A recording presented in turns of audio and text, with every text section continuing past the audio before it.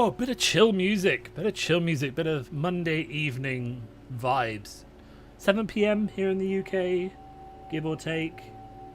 Let me know how the audio balance is. It should be fine. I've kind of put that quite low and I'm quite high. I can turn it down more. Not a big deal. I just want some chill in the background noise. So, you're here for the stream. I'm here for the stream. Streaming is good. I haven't streamed Fab in a while, but I think it's fun. I've got a fun new project. So I was playing WoW Hardcore recently. I got to level 29, and then I participated in like a fight to the death. So that was a bit of fun. We were basically doing a tournament where we play for a week. It was the streamer that I watch, Preach Gaming. You play for a week with his community, about 40 of us. Get to whatever level you get to, and then basically fight off until one person is alive in the guild. And I really like that idea because it was like, we're just going to do 1 week of intense gaming, and then I'm not going to get sucked back into, WoW properly in that way. So that's good. It is what it is. But that inspired me basically to start this challenge. We're doing it in Blitz because the games are shorter. But if it goes well, we'll start it in CC. And the basic premises of the challenge is this spreadsheet, right? Every single hero that's legal in Blitz. How many wins can I get? They all have 1 life. If they lose, they're dead. It's like the Nuzlocke hardcore, challenge.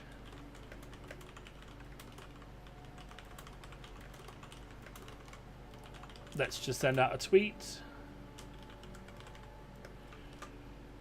And make sure people are aware that I'm doing this, because otherwise, I mean, what's the point of making content if you don't have content creators, right? So to start off with the thing, I'm obviously not the best person in the game at every single hero that I play. That's kind of not the point. But we are here to have fun, and that is how we're doing it. So yeah, we've got all the heroes. We're starting off with old school Arachne because he comes up first in the list. I've taken deck. I don't know what's happening there. I've taken deck lists from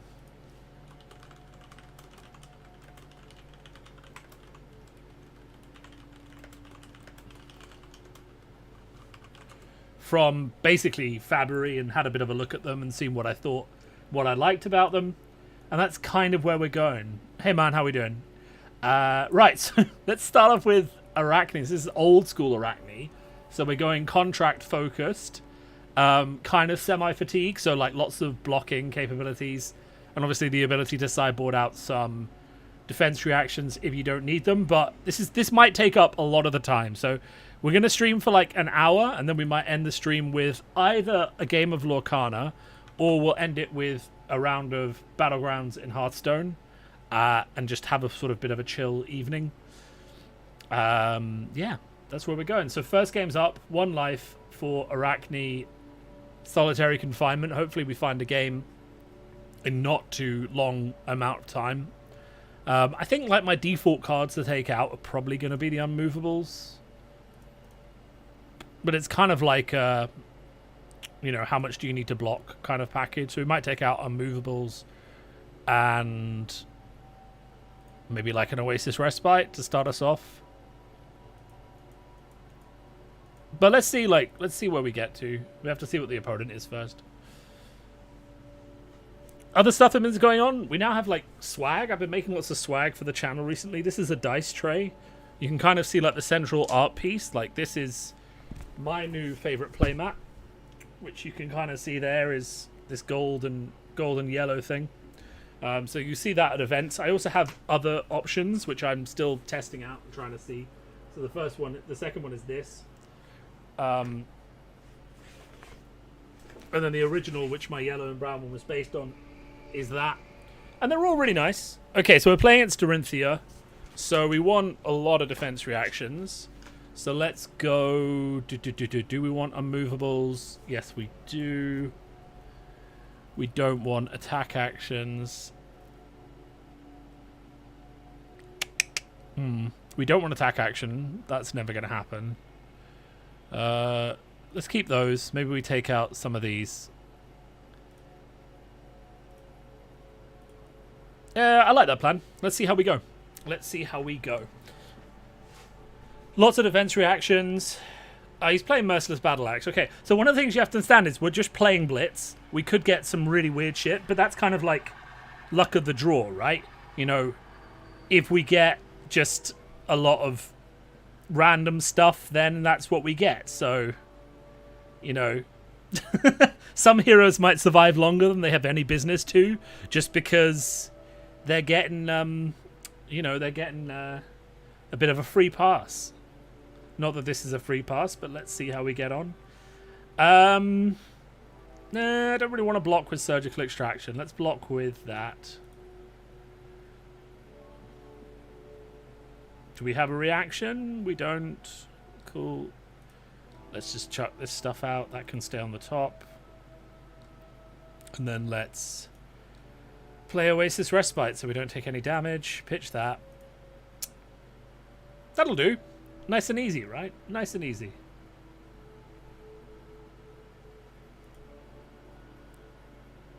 No damage, turn 0. Surgical Extraction still in the deck. I think I'll take it. Okay, so we don't have any go again here. We do have a blue. So let's go Spider's Bite. Pitch Last Ditch Effort. That's fine. We'll come in with the Leave No Witnesses. And we'll swing with the Nerve Scalpel as well. That's the one we really want, because we don't, you know, he doesn't have attack actions, so that's fine. He takes 2 damage.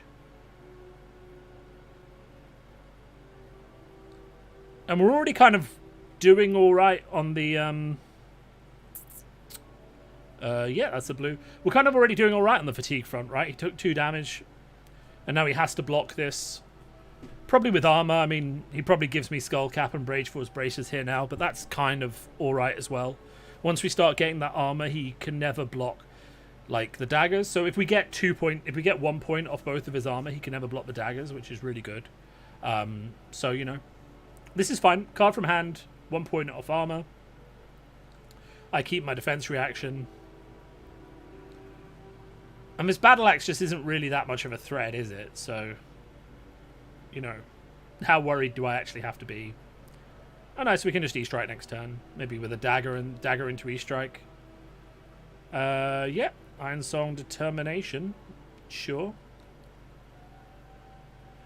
Nature's Path Pilgrimage. Sure. I remember a lot of Dorinthia play is just like getting through these power cards. He's only got 2 turns where he can give his weapon Dominate. He has no more resources. He can't swing this again, so I know exactly how much it's going to hit for. So I just have to decide how I want to block it. I like having the Sink Below in Arsenal. I probably want to get rid of this Oasis Respite, maybe. It's tempting to just like take 3 damage here. Since he has no resources.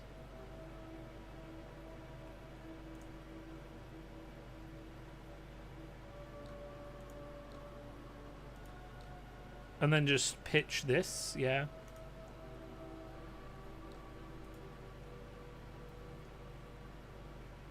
This is kind of like a situation where it was kind of safe to take some damage because, you know, he very much isn't going to, you know, use that hit to get go again with the Refraction Bolters or Dorinthia or something like that. Buff power.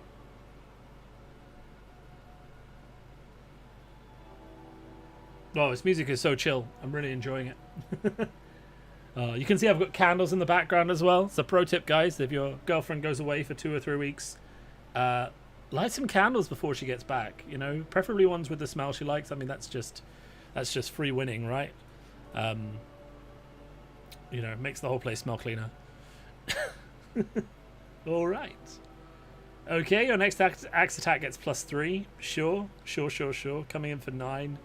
I have another E-Strike. I don't really mind playing that. I don't mind Raging Onslaught either.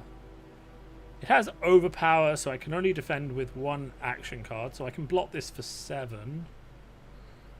So let's just block 3 from hand and then send out a sync.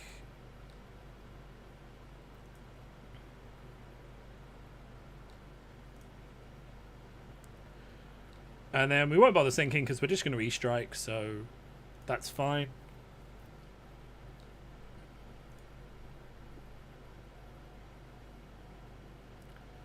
He has another blue, so he could potentially, but if he had another blue, he could potentially have swung again, which would have been interesting.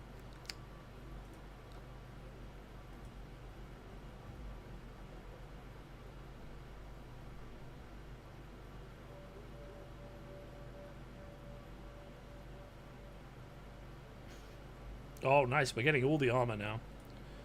Okay, so now he has no way of blocking my weapons with armor, so that's pretty good.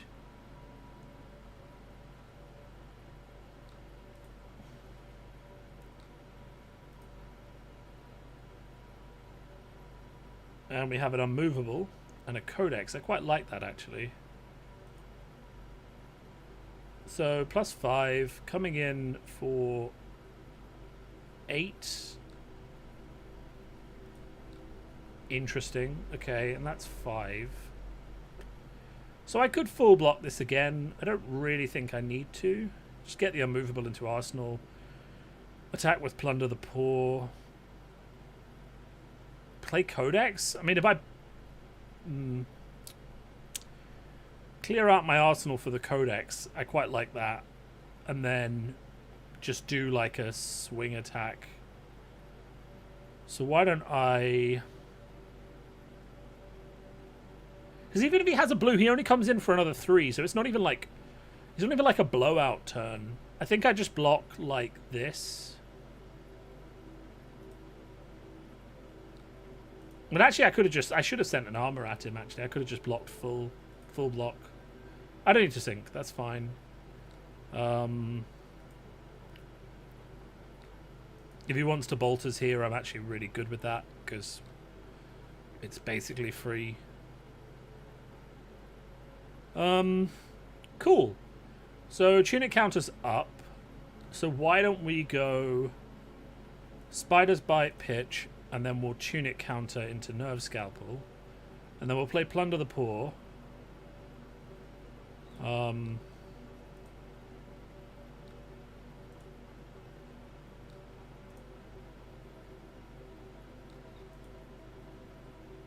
Tick up that damage. Plunder the Poor comes in. Do I want to sink a cleave? How much does cleave cost? 1. Cost 1 or less. Let's not sink the cleave. Because it's just a +4, so we get rid of it, right? And that's fine. Yeah.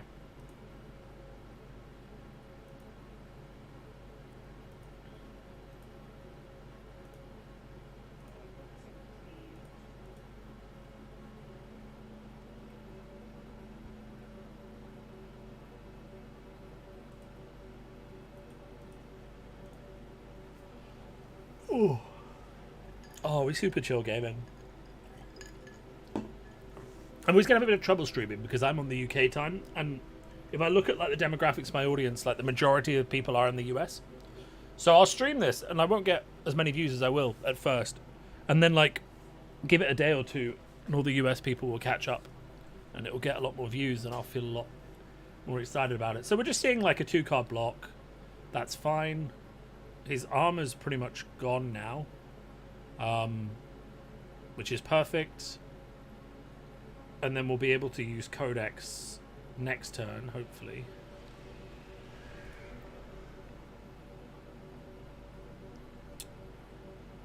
Yeah, so he's playing Steelblade Supremacy, Sharpened Steel into 8. So this is one I really don't think I can let block, because if I do, then he swings again with the... So it's tempting to just like Codex into Leave No Witnesses, because that kind of like really nicely preserves resources. I don't want to give him Flick Knives though.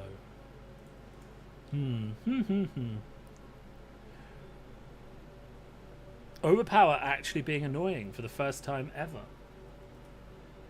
That's kind of funny. That's kind of funny, isn't it, right? Overpower is like worse dominate. Let's just go this way. And then pass. And then we unmovable. Keep 3 reds in my deck. Lose Tunic, but I can, we're getting into a bit later in the game. I want Flick Knives as a threat. Keep 3 reds in my deck. It's not terrible. Do we play Codex here? He's got an arsenal. I get a Ponder. He gets a Frailty. And I threaten his arsenal. And I get rid of Glint. I like it. Okay. I like it a lot. He has only armor left on his Tunic. So this is a 2-card block to save his arsenal. So he's probably not going to do it. Which is bad. Is there anywhere good to put my face? I can't really put it over my deck. I could put it over his graveyard, I guess. That's kind of like the best place, isn't it? Yeah. Just like over his graveyard.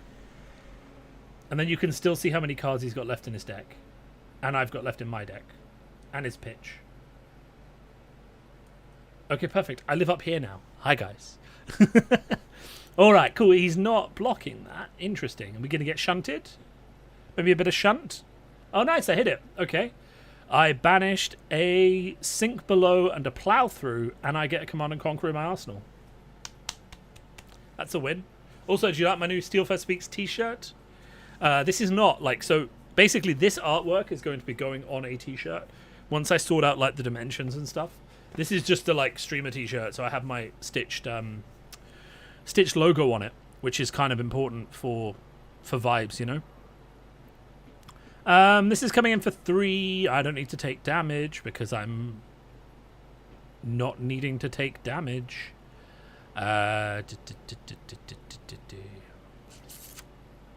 Playing CNC and Bloodrot Pox would be really amusing, wouldn't it? I feel like that would be really amusing, especially if he arsenals this card. Do we just take 2? I kind of... Yeah, let's just take 2. I really like that plan. Stitched logos are, like, actually the best. Because they have proper, like, depth to them. Like, if it's just printed on... And the printed on logos fall off so much. I've obviously had, like, company polos for a long time. And I will tell you, get your logo stitched. So, you do obviously have to pay someone to make it stitchable, right? It has to be clean. But if you can, it's really good. Choose an instant. We'll play that next turn and maybe put it in Arsenal. So my line here, basically, is that I want to play CNC with Spreading Plague. Okay? I think this is a great line, right? So let's just... Yeah. I mean, he's probably going to block to save his Arsenal. And if he doesn't, then I deal 6 damage. And I still get to Sigil. The only real question is, do I, like... try and make some sort of thing where I swing with the dagger first? I mean, that's 4 resources. Dagger swing plus spreading costs 5. I'd have to pitch Sigil. I don't hate pitching Sigil here. No, but then again, I do need to block this game. So actually, I think we just get Sigil into Arsenal. Or get this into Arsenal. Yeah, let's just do it. Make him afraid of the pummel. And then he's going to block with everything. Not that he'll suspect me of running pummel, but we've seen Katsu's running pummel. We've seen pummel triggers not being announced. Announce your triggers, folks. It's that simple. Never mind, like, oh, my opponent didn't help me remember my triggers. Like, you are, at the end of it, responsible for playing your cards properly. And what your opponent should know or shouldn't know is, like, entirely just, like, theory crafting, mind reading stuff, which you can't count on. So... just announce your triggers. And then your opponent can't say he didn't say it. And it's not enough to just play a card. Like, you have to announce your trigger when it becomes relevant. If I play, and this is the recent example from the UK calling that people have been raging about on Twitter, like, if I play pummel, You know, it doesn't matter if I've played it. I have to say when it becomes relevant that it is relevant. You know, I can't just rely on the fact that I've already played it to be good enough. I have to actually go for it. He's taking 4 from Bloodrot Pox. I'm going to block this for 3. And then I'm going to try and come in with, like, Dagger into Slay the Scholars into Eradicate. Maybe trigger my black text, if that makes sense. So yeah, let's just block with this. That's fine.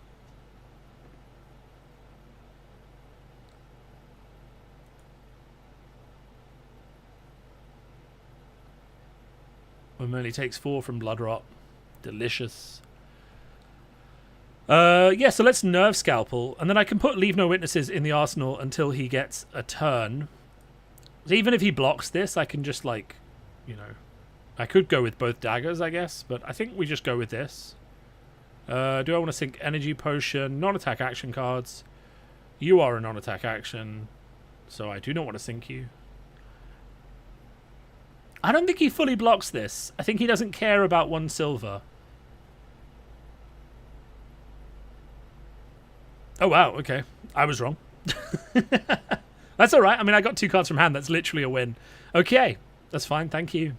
And I keep a blue. I keep a block 3. And I get a Leave No Witnesses in arsenal. Like, this is perfectly fine. Thank you for overblocking. Cool.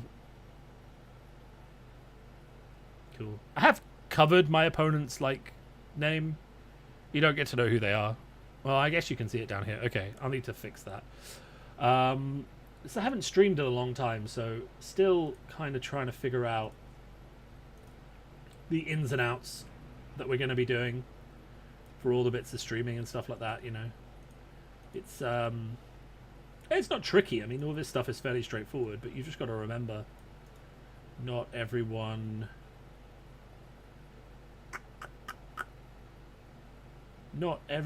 wants to be known, or that kind of thing. What's happening? Merciless Battle Axe is coming in. On my turn, I'm going to swing with daggers and then come with Leave No Witnesses, so I just need 6 resources. So let's block with... Ooh, that would be nice. Yeah, that would be nice. So I could do a really big turn.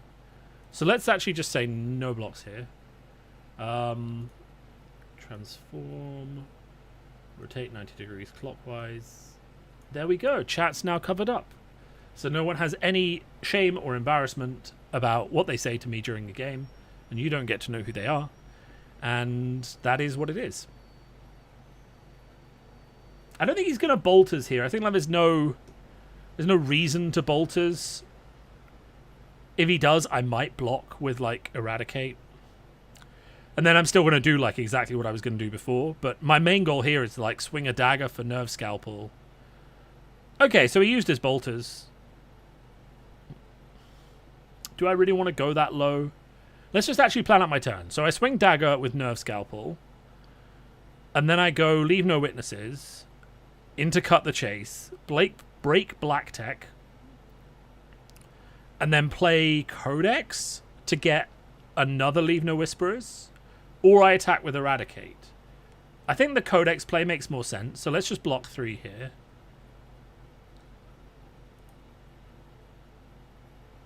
Because then that takes a card out of his hand as well, which means my turn is going to be much, much bigger. So let's just do that. So we're going to go in with Nerve Scalpel. Nice and easy. He has no armor, so he probably just takes it. Then we come in with Leave No Witnesses. Arachne triggers. Do we want Brothers in Arms? No. Oh, I do want to sink that. Oh well. Oh well. Oh well. That's fine. He blocks for 6. I want the hit, so I give it +3. I get a chance to fix my mistake. And then I get a chance to trigger Black Tech Whisperers, which I can rebuild then next turn, assuming I hit a red card. Now, there's no card in Arsenal, so Leave No Witnesses isn't doing maximum value, but it is worth it because of this follow-up, where I get to go... Am I going to plunder, or do I Leave No Witnesses again? I think I plunder the poor, right? Oh, I've got 1 resource. So let's go Codex of Frailty. And then I eradicate, right? Which I blocked with last turn. You see, this is pro gaming, guys. This is pro gaming. This is me planning ahead. I didn't really plan ahead that much. Oh, he has no attack actions. Okay, so I've played myself a little bit. But that's fine. He's still going to fully block this and probably give me a full turn to do whatever I want. And if he doesn't fully block it, then he takes 1 damage and banishes a card. It's fine. Ooh, Tunic. Okay, nice. After saying pro gaming, I really should have checked his arsenal to see, or his graveyard to see if he had any attack actions. Because, yeah, I should do that. That's a really good thing to do. Come on, guys. This is hilarious. Right, okay. Give and take has go again. That's perfect. So I can dagger, give and take into eradicate if I pitch sigil. Or do I just go give and take eradicate? I kind of like the dagger though. Let's just take the 2 here. We don't really have to. We don't have to worry about that, do we? No. We're not going to pitch sigil. No. We're gonna play sigil.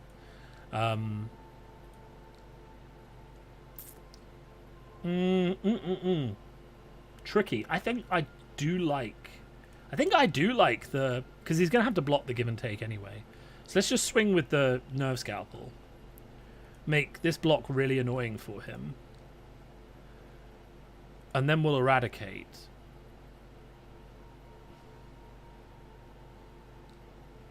What do I want to put on the top of my deck? Any action card. Interesting. Let's go with...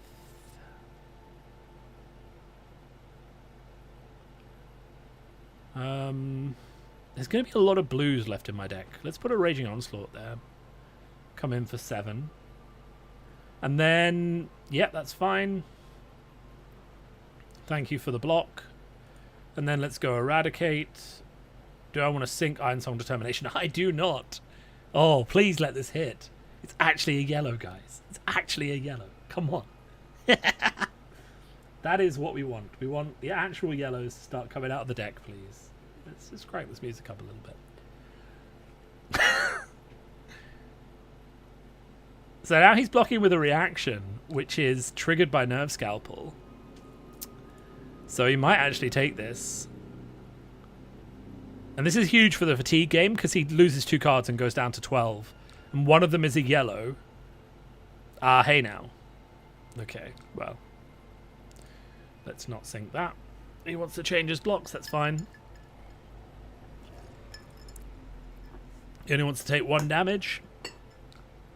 1 damage gets me Ironsong Determination banished. Let's put the sigil on the bottom. Still have Fate Foreseen in Arsenal, so even when that sigil comes up, I should be fine to block. He's just played Sharpened Steel. What's my turn? Is it give and take into Raging Onslaught? Well, I can't take 6, so... Overpower's not active. I definitely want to play give and take. Do we just block with that Raging Onslaught? Or do we just block with Fate Foreseen?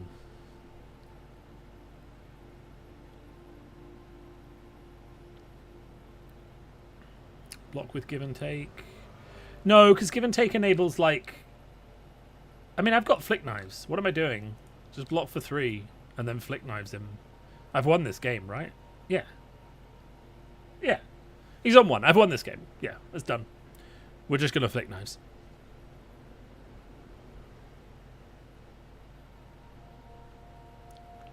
Literally just attack with, like, Nerve Scalpel and flick Spider's Bite at him.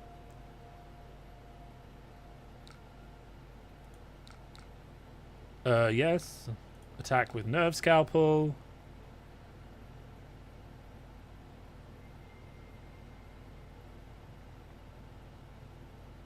Like, if he has an Oasis Respite, maybe, but, like... GG. Okay. To our lovely score sheet. I wish this had dark mode. Jesus. Do you know what we're going to do? We can make our own dark mode with my lovely Excel skills.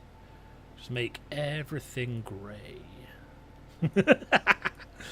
Alright, cool. That's a little bit better. So, Arachne Old, 1 win. Still alive. Alright. I guess we go again. We've got another half an hour of streaming, so we go again. Who's our next opponent for young Arachne? Can he survive another game? That is a question. You can see, like, I haven't played Arachne at all, but this is a fatigue kind of slow style deck, so I have some experience with it. I also have some Bundaberg ginger beer with ice, because it is ridiculously hot in the UK this week.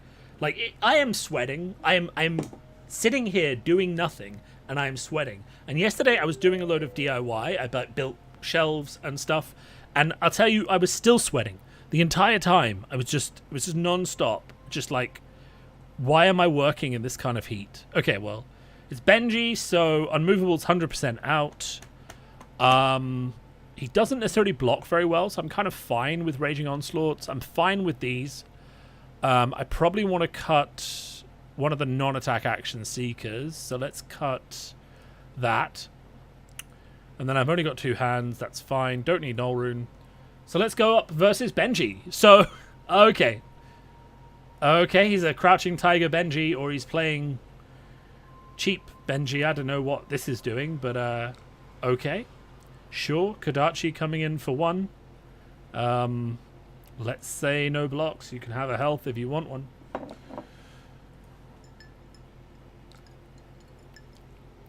I really don't want to block with any of these cards. I guess I'll give him that.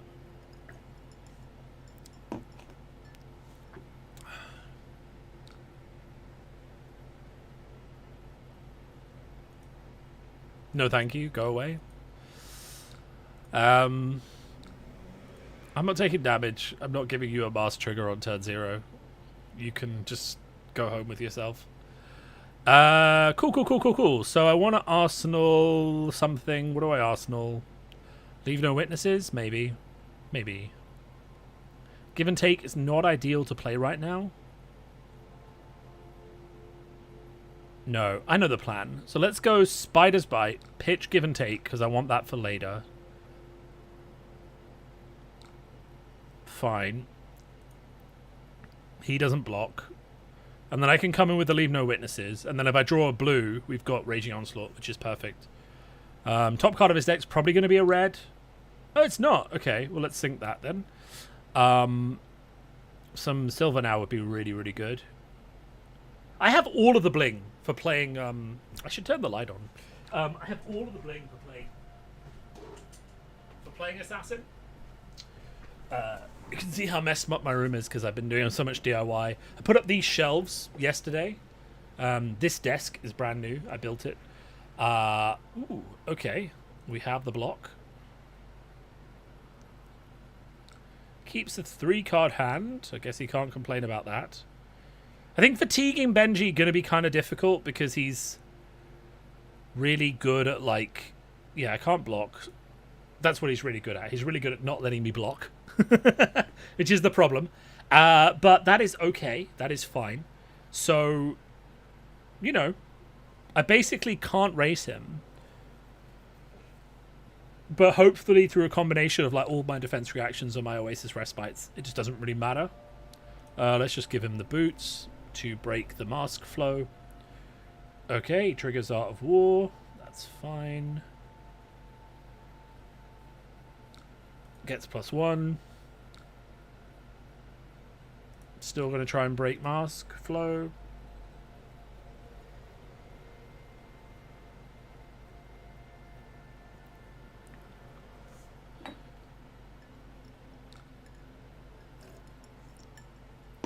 Yellow Razor Reflex to get a mask trigger.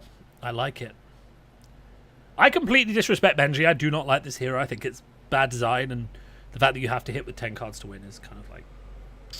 And there's just so many ways to block it and gain life and stuff like that. But it does have its value. Can I play... I mean, do I go E-Strike into... Oh, if I can block, I'm blocking. Because I really like the idea of going E-Strike into Surgical Extraction. That requires a full hand. So I'm probably going to play Raging Onslaught and Arsenal the E-Strike. That is fine. Otherwise, I try and hit with Surgical. Not this turn. Not this turn. Hey, Zoe. How we doing? Just some nice, wholesome streaming going on here. What are the odds he has like an ancestral in hand? What are the odds? So Crouching Tiger doesn't trigger this, so he's just going to draw one card. So I think we maybe Gamba. Yeah, it's Gamba vibes. Let's just see if he has it.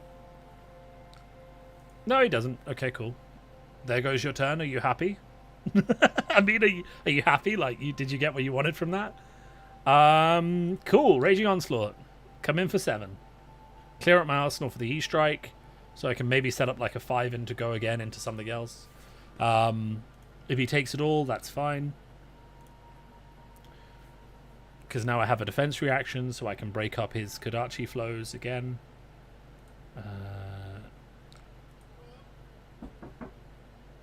Sorry, 1 second.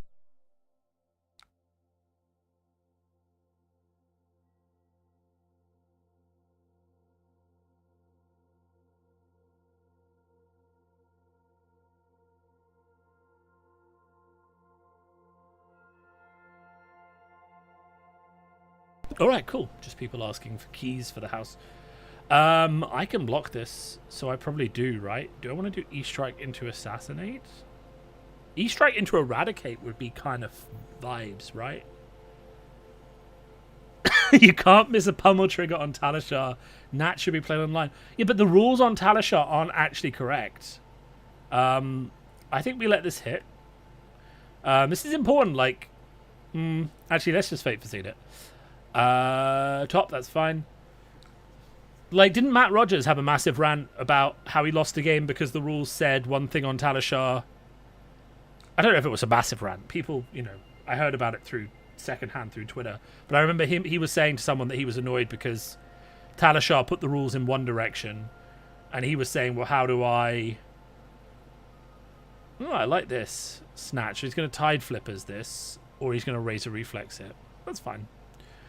Tide Flippers, that's fine. Okay, you can only do that once. And he was basically saying, well, the rules on Talishar work like this, so that's how I thought it worked. And that's just kind of like your reminder to, you know, the wake-up call that Talishar is not always correct, right? I mean, it's a fan-made platform that tries to get the rules done correctly. Oh, we have loads of 2-strength Crouching Tigers coming in now. New combat chain as well. Spice. Yeah, so that gets my Tunic to stop the Mask Drawer, I think. I keep Flick Knives for as long as possible, just because it can win you the game. Salt the Wound for 5. That's a definite block. We block with these, I think. Do we just block for 3 and then still go E-Strike, Dagger E-Strike, maybe? No, if we can block it, we block it. Block for 6, come in for 7. Warmongers, I mean, Warmongers must have been an absolute nightmare to code. I'm just glad I'm not the person who has to code the really weird cards that come out of the devs, right? I mean, you know, Codexes, it's probably all right, but stuff like Warmongers where it creates a whole new token or a whole new like way of playing the game, and I'm just like, Jesus, no thank you. Do we take this? This is the turn we probably give up Flick Knives, right? Yeah. Flick Knives to break Kodachis. Is Arachne gonna die to Benji? That seems unfair. Let's Oasis Respite. Because I can always Codex into... pitch this. I can always Codex and Dagger. And I gain... Well, I don't gain 1 life, do I? Because he's on 4. Wander with Purpose. Search your deck for a card with combo 2. Well, I can't block it. So you get to go and get your combo. And that combo is going to be... Salt the Wound. Oh, we're getting spicy now. If I don't fully block this, I am probably dead next turn. If I fully block this, I am dead next turn. Because it'll just attack me for more than I can block. So I think the answer is to play Codex of Frailty and then hope to draw a defense reaction. But I have a feeling I'm going to lose to Benji. Dudes, losing to Benji, though. The shame. The shame. Then again, if I was going to pick a deck to go around a fatigue strategy, it would be something like Benji, right? Because you just can't block. At least I've neutralized the Kodachis. So now I just need, like, Oasis and a defense reaction. And maybe I'll be fine. I don't know. It's probably going to be quite grim. Do I want to sync Wander with Purpose? I do. I mean, you can give me Mask and a card, right? That's not the end of the world. Yeah.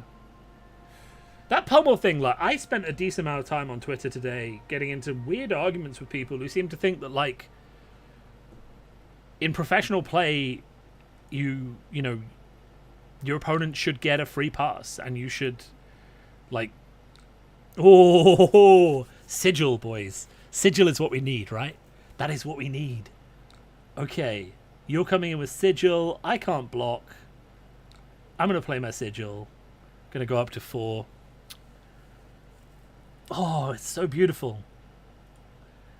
Gotta love that top decking, right? Comes in for 2, can't block, go to 1. He has another attack. I'm probably dead anyway, right? Any attack? Any Spring Tidings? Yeah. GG. Okay. Okay. Rest in peace, Arachne old.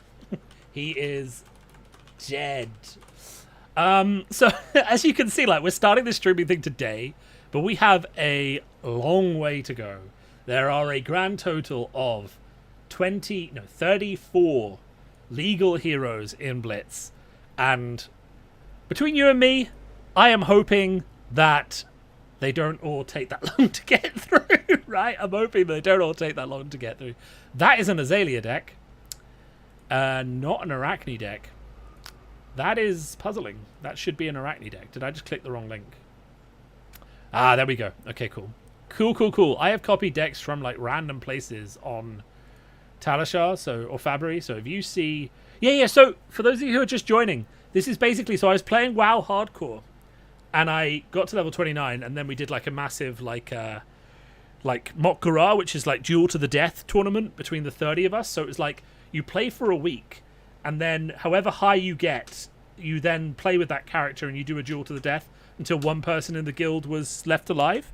And it was so much fun, and I was really enjoying, like, playing classic hardcore. Now, it was kind of a bit of a bum duel in the end because the winner was someone who made it to level 51 because he didn't die, and the rest of us died at least once and therefore couldn't catch up. But it was still quite fun. And that got me to the idea, like, let's do this in Blitz. So we're playing every hero in Blitz. They have 1 life. And basically, we're going to play games with them until they win. And I'm hoping that one of them is going to get, like, maybe Briar is going to get, like, 5 or 6 wins before we have to retire them, right? But we're just going down one at a time. So this is Solitary Confinement. Obviously running a lot of stealth cards to make use of that kind of go again. Running Belittles to buff the stealth cards. Running the Spikes and things like that to get value out of the stealth cards. Things like that. So that's going to be a bit of fun. My favorite Blitz hero, genuinely at the moment, is Briar. I just think she's a lot of fun in Blitz. Traditionally, it has been... who did I play in Blitz? I played Prism in the last skirmish. I guess traditionally, I didn't really have... I mean, I started off the game... My first hero in the game ever was Kano. But Kano kind of changed a lot. He kind of became a bit too... like... The combo became more complicated as the amount of AB and things like Oasis Respite came into the game. So I kind of stopped enjoying Kano as much, because now it's not, how do I just do a good Forked Lightning to win the game? It's, well, I have to race you, so how do I do, like, a good Ether Wildfire into Lesson in Lava into thing? And I just don't want to play at that level. I really enjoyed Icelander before she retired. So I don't really know. I've been playing a lot of Briar recently. I think that's a really good favourite. I've been playing a bit of Bravo. I really enjoyed him in Blitz. So probably one of those two. But I don't really know the answer. I'm kind of hoping that something will inspire me in Blitz soon. Like, I do like Assassin. I have all of the Assassin bling. Like the cold foil black text and stuff like that. So I'm kind of hoping that I enjoy one of them. But, you know, what can you do? So we're moving on. We've got Arachne Solitary Confinement, Death Touches, Spikes, no defense reactions. This is just go, go, go. Try and win the game by controlling people with the tokens and things like that. So hopefully this is a bit more fun.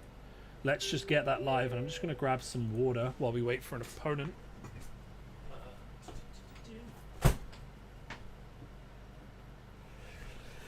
And oh, that's not right. Let me put that behind that.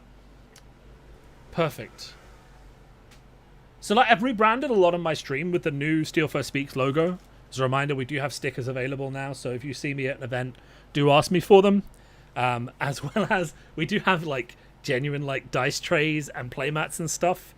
Because I'm just rolling out like a bit of merch, but we're kind of at that stage where I'm doing it, but it's expensive to make single orders. So like, if people are really crazy for one, I might help them. I want to go second into Kasai, but I'm not really, I'm not going to be mass producing them or offering to people. Kasai is not going to have a lot of attack actions. Scale Peeler, no. We want Nerve Scalpel.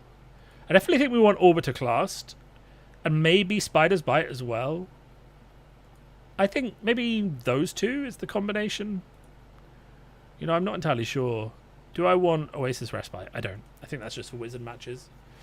Okay, cool. Remember, because it is Blitz and it is Talishar, we may occasionally just get a free win if our opponent leaves. That is perfectly fine. I'm not tracking those any way differently. We're just getting them. Blade Runner's been pitched. Saber comes in for 3. I have a Razor's Edge blue, so let's just block that for 3.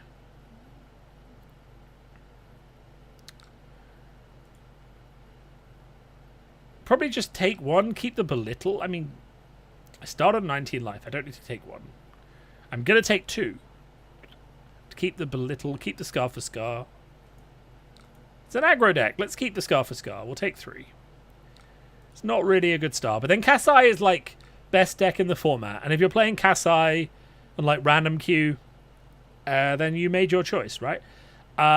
So let's go with Scar for Scar, just to start us off in case they take some damage. This is interesting. Do I Codex of Frailty into a Belittle? Pitch the... No, it's not worth it. This goes in the arsenal. No, this goes in the arsenal. Let's swing a dagger and then just play Malign. Yeah, I think so. And then Arsenal Death Touch for next turn.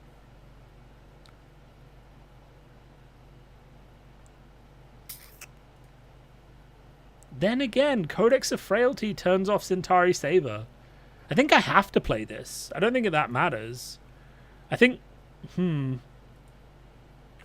you know what I do? I like this play. Let's close the combat chain. Let's play Codex of Frailty.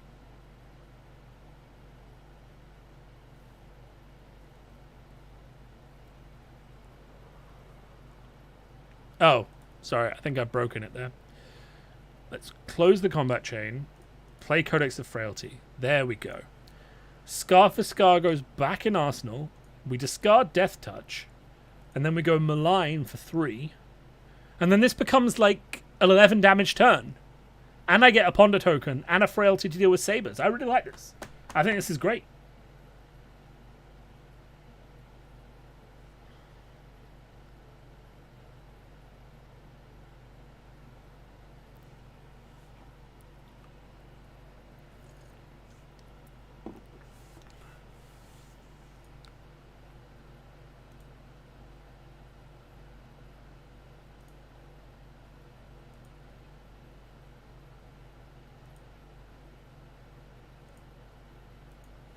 Alright, so he's giving me armor. That's fine.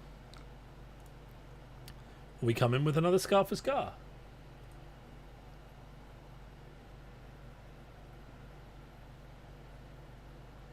So, like, Chain is theoretically the best deck in Blitz, but Kasai is 100% up there, right?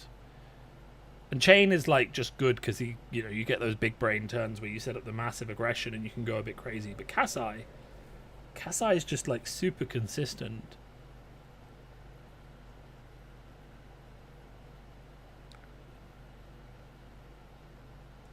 Okay, leak through one more damage. Draw a prowl. It gets go again. Minnowism. Do I break my Redback Shroud? I think I do. Yeah, Redback Shroud, 100% getting broken. What did he play? He played Precision Press. Go again and Piercing 1. Okay. The sequence. So Stealth will get go again. And then we'll probably play Backstab. So do I Malign into Arsenal? Or do I block with Malign? Why don't we see what happens if I don't block?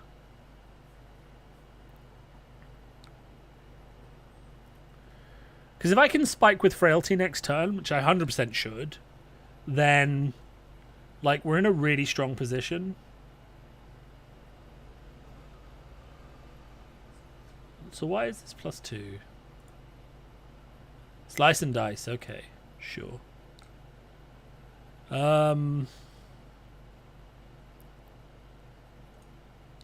Okay, he did a bit of an undo there. Okay, so if I don't block, I take 5. If I block, I take 3. Let's take 3. That makes sense.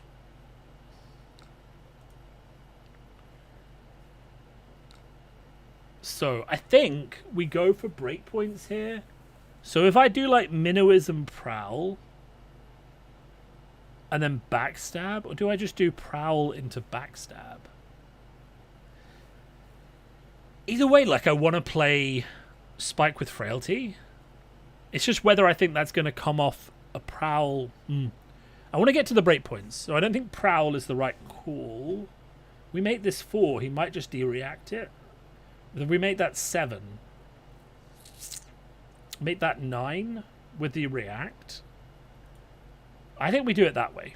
I like that plan. So we go Prowl. Coming in for a nice cheeky 1. You wouldn't block a 1, would you? You would. Well, he's got Valiant Dynamo, so he probably will, right? Cheeky. Yeah, anyway. I guess I would have as well. All right. Let's go Minnowism into Backstab. Come in for 6.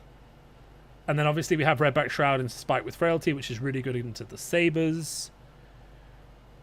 No defense reaction, so it's kind of just like a free hit, right?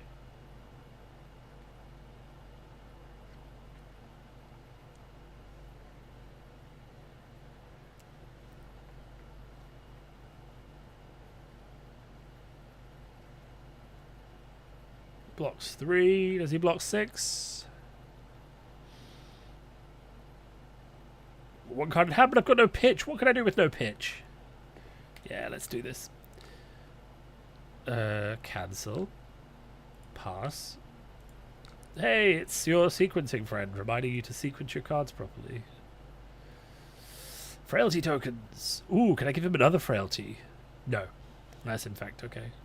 So next turn I just do like Prowl, Sedate, and like Arsenal or Prowl. That's only coming in for 1. So we won't block that. Cool. And then he comes in for 2. And like he gets a copper from this, so I probably want to turn it off. Let's just stop that. Keep him on like 4 copper or something.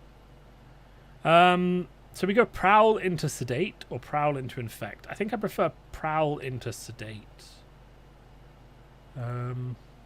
Yeah. I should have blocked with the card from hand last turn. Nah. Alright, alright, alright.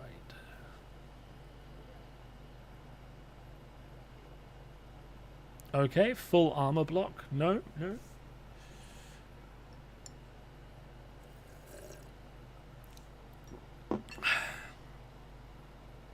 Wow.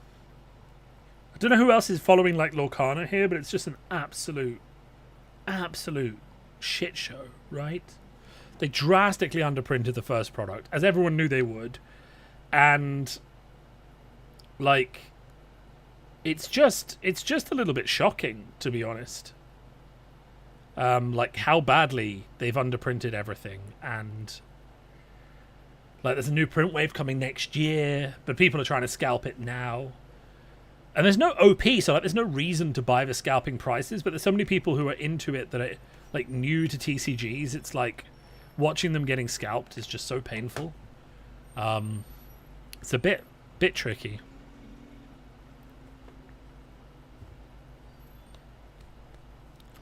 Oh, give me your armor. You know you're going to. You haven't even used Valiant Dynamo yet. What are you doing? Oh, I've got 2 cards in hand. He thinks I've got a defense and attack reaction. I do not have an attack reaction, so that's fine. We'll just go next turn, right? Let's arsenal that prowl. Oh, well, now I have the attack reactions. Great. Okay. Thanks, deck, for that. Big turn. I guess I can land an infect with a Razor's Edge.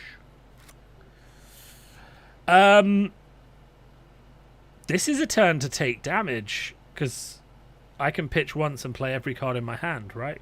Yeah. Yeah. This is a turn to take damage. Let's block with armor. See what happens.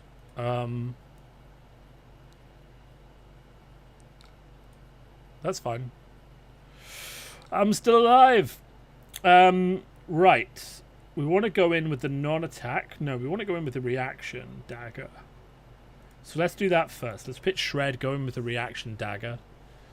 And then we're going to Prowl Infect with a Razor's Edge and a Razor Reflex. You know, and this might just get us a sneaky win. Hey! I could have attacked with the dagger last, I guess. But, you know, we're going to load up an Infect with +9 or +6. That's pretty good. Hopefully get him low enough that he actually has to care about the Blood Rot Pox trigger.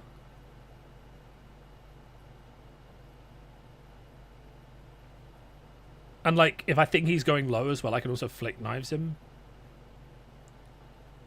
Which would be hilarious. I could potentially even Flick Knives him now. Make it really hard to block. I mean, it's not like Orbiter class is doing anything else. Let's Flick Knives. And send the Orbiter class at him. Deal 1 damage. We pass. And then Arachne gets to go Infect for 4. With 6 buffs in my hand. And any of his non-attacks block for nothing. I mean, if he blocks like this, he's got a Blood Rot that he has to deal with next turn. Or I win.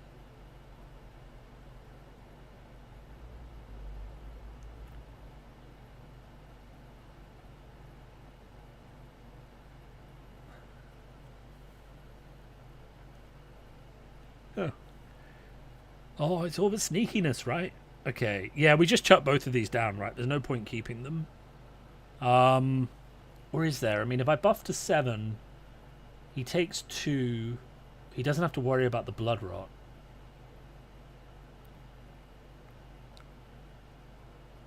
So definitely buff it to hit. And that will put him to 5 with a Blood Rot that he doesn't have to worry about. Buff for another 3. Do it. Yeah, so now he's taking 5 down to 2. He has to respect the Blood Rot. And he's got no armor. Which should make my blocking easier. And it makes my Nerve Scalpel much more dangerous. Because now I can end the combat chain and throw it at him. And we have Dominate, Frailty. Again, they're not amazing, but it's just a different kind of game, right? Okay. Well, he's got blood on her hands, so I may be fucked. Sorry, I shouldn't swear on YouTube. I may be aggressively screwed. I may be shagged, as it were. Find the UK term that YouTube isn't going to flag because they're American, and just say it over and over again. Shagged, shagged, shagged. I am well and truly bollocksed. Am I going to flick knives next turn? Probably not. Is he going to have a way to kill me if I block this badly? Probably.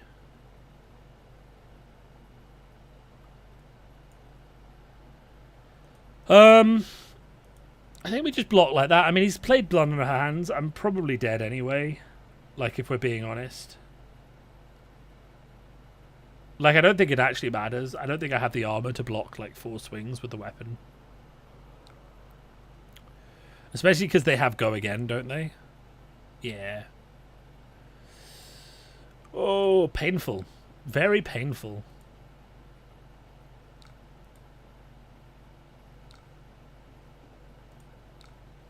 I mean, I got closer than I thought I would with this deck, right? I mean, you know.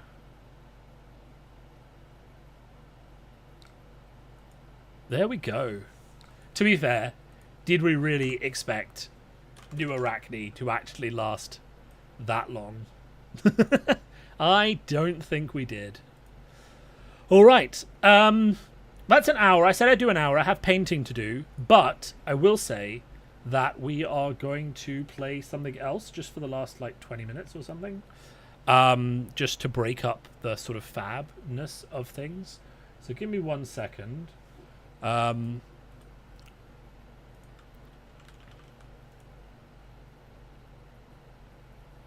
do play other games, and I think, like, the thing is, so I've been branching out into Substack, which is like a blogging platform, and I've been branching out a bit into streaming, right? And the two things that, like, I want to come from the streams and the Substack is just a bit more variety. Whereas because I'm always like fab, but I kind of want to just like chill out a bit more on other like types of content. So let's play some Hearthstone Battlegrounds. Just for a bit of variety, right? And then instantly all of the fab people just switch off the stream. But, you know, that's all right. I play other TCGs. Welcome to my Hearthstone account. Assuming it doesn't break. No, that's not good.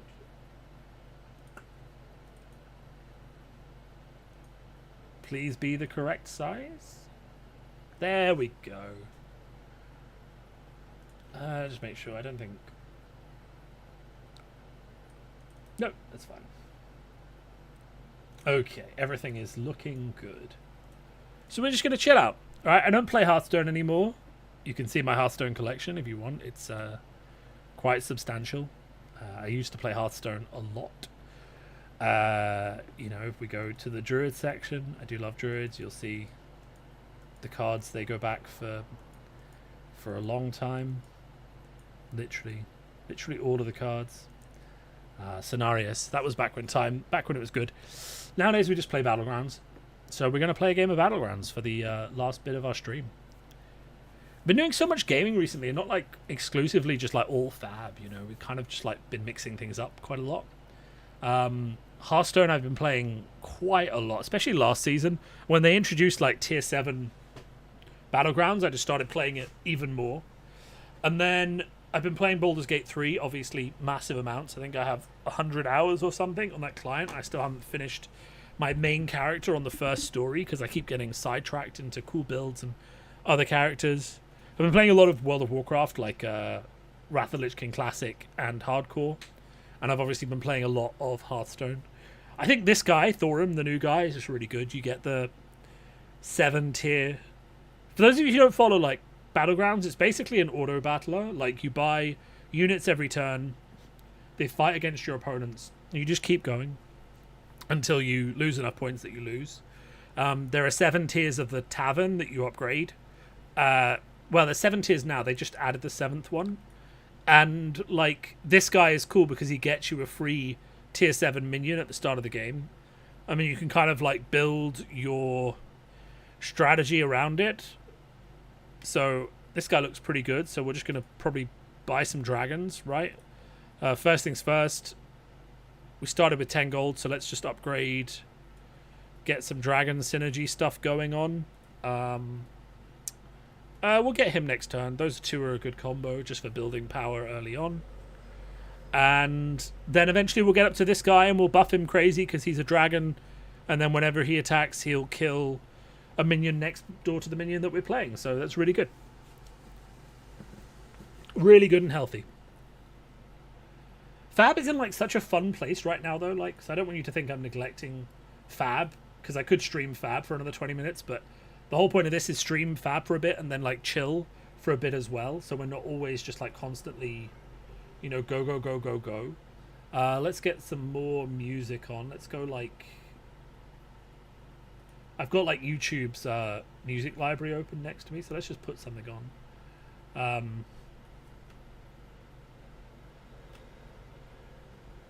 See how that sounds. Let's buy this, get to Tavern Tier 3, lock that,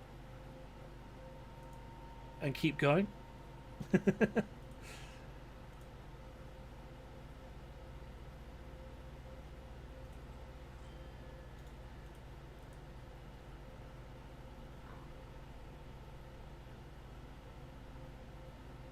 This isn't even a forfeit, because like, I didn't lose every game today, but that's all right.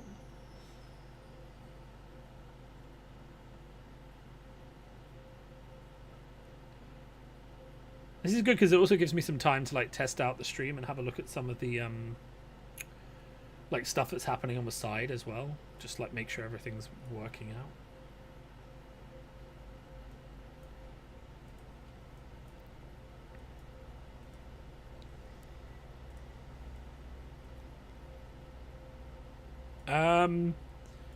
If we buy this, it sells for an extra 2 gold at the end of the turn. So let's just grab that and just ramp it up, and then when we use it, we can get like a massive gold swing, which would be really good. Oh, I have to go and paint the house after this, so as you can imagine, there's a lot of work still to be done, even though it's 8 o'clock on a Monday night. But I'm in the middle of a massive DIY binge, as I kind of said to people.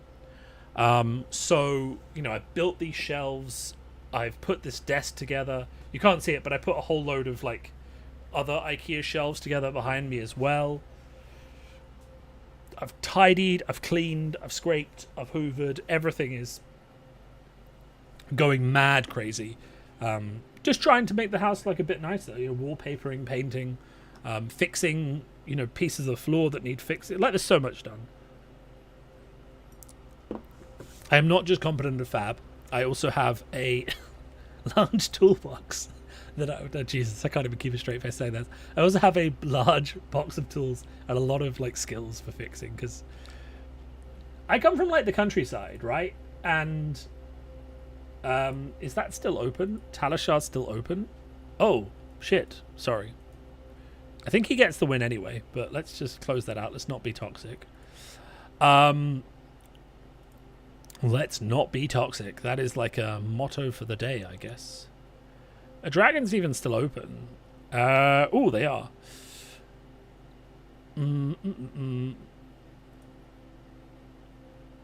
Let's just see if we can find something good. Okay, no. Yeah, no one else is on dragons, are they? Oh, he is. Okay. Yeah, that should be fine. We're just keeping that open. So, like, yeah, just, I mean, there's just so much going on that isn't Fab, and I think that's important to acknowledge, though I am still, of course, massively into Fab content creation. We can also remind people, I guess, that I am still doing this. I am still on Chapter 6 as of the 17th of July, so I have fallen a bit behind. I have 7, 8, and 9 all storyboarded. I just need to write them. We also started writing, like, in the meantime, a bit of a fun side story which focuses on the meeps in Aria. So those are those really small, like, cute creatures who kind of like run around, and I've given them Cockney accents and like made them capable of having conversations with each other, which you can agree with or disagree with, but I think it's kind of hilarious, so we're going to keep rolling with that. But I feel like meeps is a good sort of story to do. I am getting beaten because I spent too much gold upgrading my tavern and not enough gold buying things. That could be problematic. Well, let's just buy things now. Okay, let's just buy things now. You're not going to get any more bonuses, so let's just sell you. Do a cheeky refresh. Does it get me anything? Feldrake. Feldrake seems good. Let's just take that. And then refresh. No dragons. Okay, cool. Well, we're building a dragon synergy anyway. So let's just see where we get to. It's not very strong at the start, so maybe I made a mistake with this, but I'm very much like still settling into the new season of Battlegrounds. I haven't really been working out the strategies. I did see there was like that item, there was that one that was buffed that could get you like the maximum value that it's possible to get in the game, and then they patched it straight away. I saw like Kriparian doing it on one of his streams where he was just like, this is literally the maximum value you can get in Battlegrounds. But yeah, otherwise I've been playing like Lorcana a bit. I have like a load of Lorcana here, which is a shock because you can't get it anywhere, but I put my pre-order in like 6 months ago, and obviously I know the shops to go to that honor their pre-orders, so I just did that. And some of it came. But, you know, it is a real, like, bad scenario. But then it's like what happens? Like, company that's never made a TCG before thinks, hey, let's make a TCG. And then, you know, they don't know how much to print because they don't know how much TCGs sell at the moment, and they haven't really done their market research. And it's like, how much money are we going to spend on this first print run when we don't trust people to buy it, and they don't spend enough, right? And you're left with a situation where these people just don't have enough money, you know, to print enough. Or they drastically underprint it, and then everyone's like, well, where's all the product? And it's like, well, we haven't printed it yet. Really, actually, if I was Ravensburger, like, they should have done a Kickstarter. Like, this is one of those situations where Kickstarter entirely warranted. Like, figure out how much demand there is for this theoretical Disney product that you're shopping around. And in doing so, like, in figuring out how much demand there is, you also answer your vital question, which is, how much do we need to print? And, you know, a Kickstarter for Lorcana would have been hype, and you could have printed to demand that many boxes, and you could have put a first edition logo on them, and no one would have batted an eyelid because it was Disney, right? And it would have made sense to anticipate demand before you printed, right?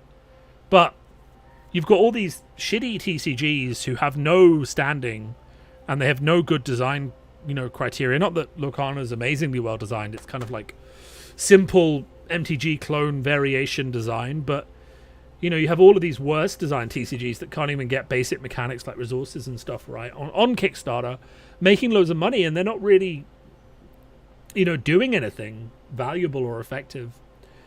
And, you know, they're building a hype meter, and they're, you know, selling boxes for that reason. But realistically, they could probably just do a small print run and they'd be fine.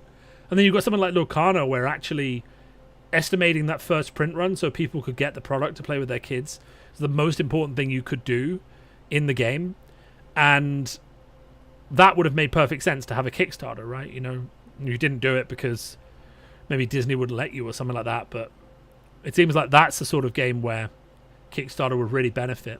Because imagine, right, if Lorcana had done a Kickstarter, Ravensburger's a bit nervous about how much it's going to sell, so they don't want to print that many boxes. So they do a Kickstarter, and they sell 200,000 pre-orders, right? Suddenly they've got 200,000 pre-orders going around. Then they're like, wow, okay, first print run needs to be this big. And everything just starts to get better from there.